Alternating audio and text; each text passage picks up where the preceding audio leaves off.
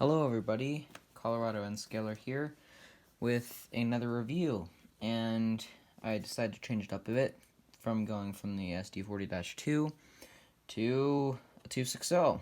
And in my opinion, this is probably one of the best N-scale locomotives that I've ever owned, if not the best. So yeah, let's review it.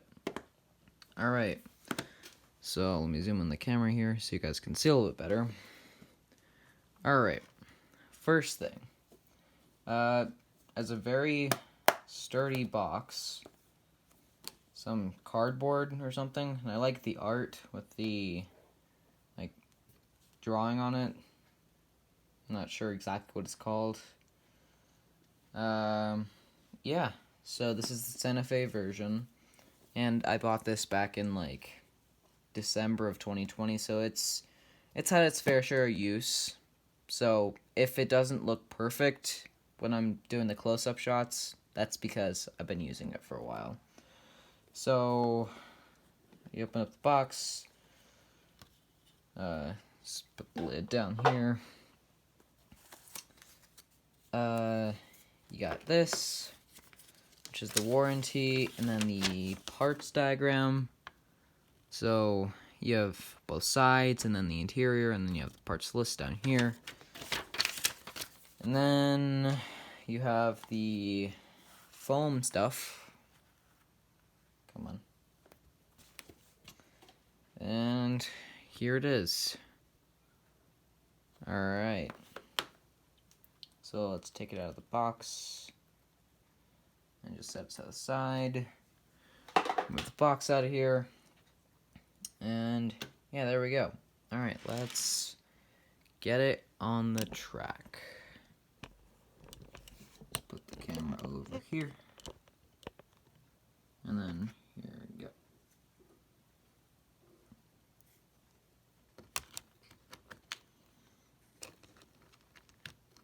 And I probably should mention, also with the showing signs of wear and tear, that I have made some modifications to this engine, particularly being the coal load that I should probably redo. This is the stock coal load, and this is a coal load that I didn't do a great job of installing.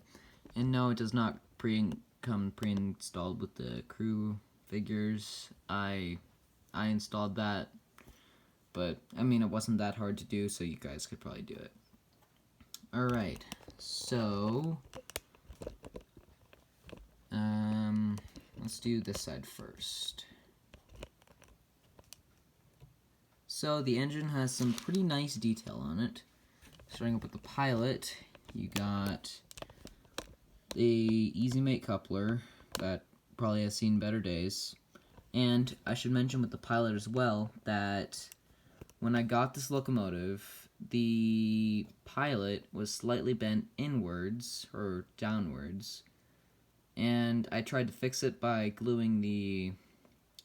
making these like support pieces and trying to pull it up, but it just doesn't want to work. But I mean, that solution seems to have worked a lot better than what was happening before, where it was just the cowcatcher was hitting every single bump on the layout. So that needed to be fixed. Anyways, I think here, zoom in a little bit more. There we go. Put on the tripod so it's not really shaky, which it's being shaky right now. Give me a minute. Alright, so we have the coupler cut bar, which I'm not sure if it's molded in or a separately applied detail. I mean, it looks like to be molded in, but who knows. I could probably check the parts diagram, but I'm too lazy to do that. Alright. Then, on the boiler, we have some molded in pipes. I think those are actually that pipe.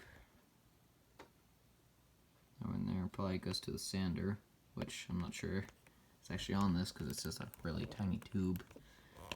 And then the other pipe, I'm not sure where that goes to, but you have some pretty nice detail down here with the, stop focusing on the tree. The side rods being pretty detailed, and then molded in step detail and like a little air compressor or something. And then you got the handrails, and this is probably the nicest bell I've ever seen on one of these N-scale locomotives. Good job, MRC, or Model Power. Pretty nice detailing on the top. Functioning headlight. I mean, it's a modern locomotive. Well, I mean, modern model. This for sure is not a modern prototype. Prototype's probably like over 100 years old. Alright, on the other side, flip it around. No, that's not where you go, pilot truck. There you go. Alright, on this side, we've got a little bit more detail, with the pilot being essentially the same, and this being essentially the same, except the compressor, that is not molded in, that is a separately applied detail. And that's pretty much it for the differences up here. I mean, I guess you got the whistle right there, and then the generator. But, yeah. And cab detail is basically not existing because the motor's taking up all the room back there. Although you do have some motor, you have some of the detail on the motor. So, some of the levers and stuff, I'm not sure the proper terminology for that stuff. But yeah. Alright, on the tender back here, you got the steps. Can't see it. There you go. You got the steps, you got the drawbar. And back you have basically the same details up with the pilot with the, pretty sure, maybe separately applied drawbar. No, it's not a drawbar. Coupler cut bar. And then the bottom,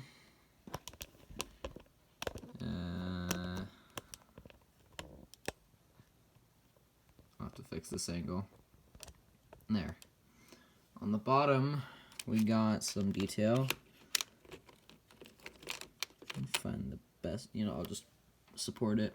So, that wire right there leading from the cab to the compressor is not molded in. That's a actual wire.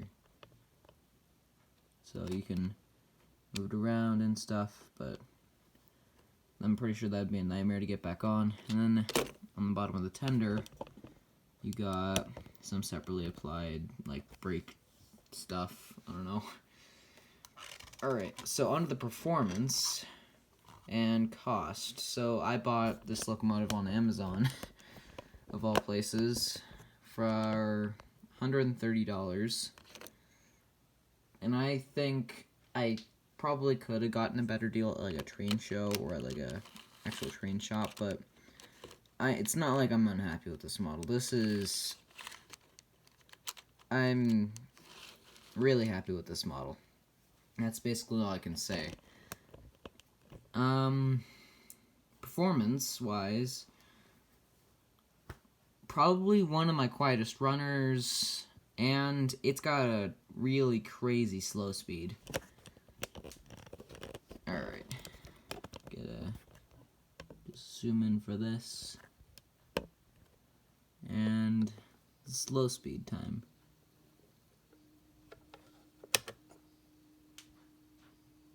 It is moving forward right now. It is a little bit jerky because my track is not necessarily the cleanest, but this slow speed, it's ridiculous. Especially from like a small motor, but kudos to MRC for doing this. This is a great model. Alright, let's get some running shots in, and then we'll end the video. So, I just have a simple freight train hooked up to this, and the caboose has just decided not to work. So you know what, we're just going to swap it out with a New Haven caboose. I was going to go with the Santa Fe caboose, but doesn't matter.